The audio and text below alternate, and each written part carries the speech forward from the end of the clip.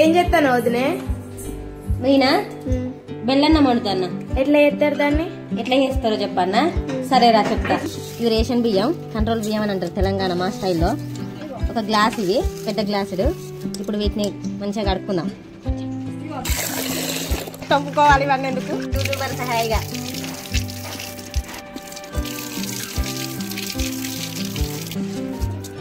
బెల్లన్నానికి ఇట్లా మందపాటి గిన్నె తీసుకోవాలి. బెల్లము పాలు ఇవన్నీ వేసుకొని చాలాసేపు ఉడికించుకుంటాం కాబట్టి అడుగంటుతుంది, మాడిపోతుంది. కాబట్టి కొంచెం మందంగా ఉన్న ఇది కుక్కర్ తీసుకున్నాం మేము. ఇది చాలా మందంగా ఉంటుంది. దీనివల్ల మనకు మాడిపోదు అన్నట్టు బెల్లన్నం.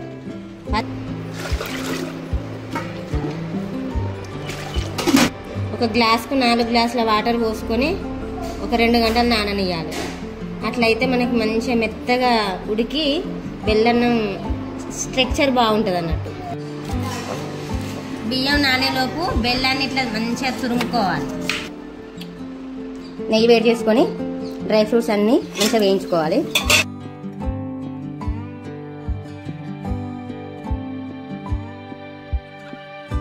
సేపు నానబెట్టి పెట్టుకున్న రేషన్ బియ్యాన్ని మంచిగా ఇట్లా మెత్తగా వండుకోవాలి. అన్నం ఇట్లా మెత్తగా ఉడికినాక మనం తురుముకున్న బెల్లాన్ని ఇందులో ఇప్పుడు వేసుకోవాలి. బెల్లం కరిగిన తర్వాత మనం ఇప్పుడు పాలు పోసుకోవాలి.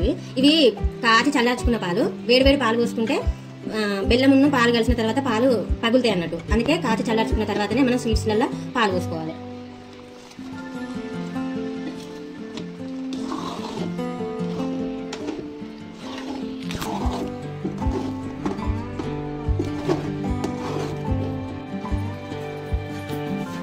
మేము ఇంట్లో బెల్లన్నం వండుతా అంటే ఇక్కడ మురుకులు చేస్తాండ్రు.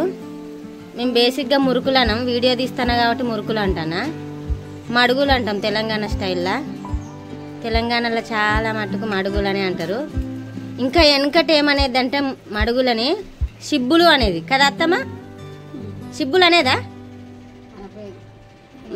మా తాత వాళ్ళు, చిన్న తాత వాళ్ళు చెప్పారు షిబ్బులు అంటారు అని.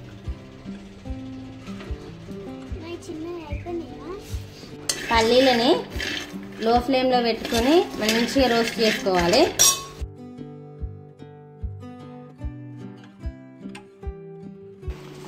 బెల్లం మొత్తం కరిగిన తర్వాత వేయించి పట్టుకున్న పల్లీల పేస్ట్ని ఇందులో వేసుకోవాలి. బెల్లం ఇప్పుడు ఆల్మోస్ట్ రెడీ అయిపోయింది. దీంట్లోకి ఇలాచీ పౌడరు అలాగే నెయ్యిలో ఫస్ట్ మనం వేయించి పెట్టుకున్న డ్రై ఫ్రూట్స్ అన్ని వేసుకొని అదే లాస్ట్లో కొద్దిగా నెయ్యి కూడా పోసుకుంటే మన తెలంగాణ స్టైలు, తెలంగాణలో ఎక్కువగా వండుకునే బెల్లన్నం రెడీ అయినట్టే.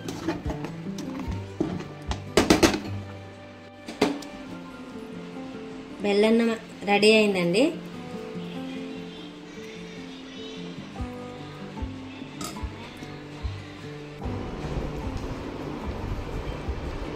ఎట్లుంది?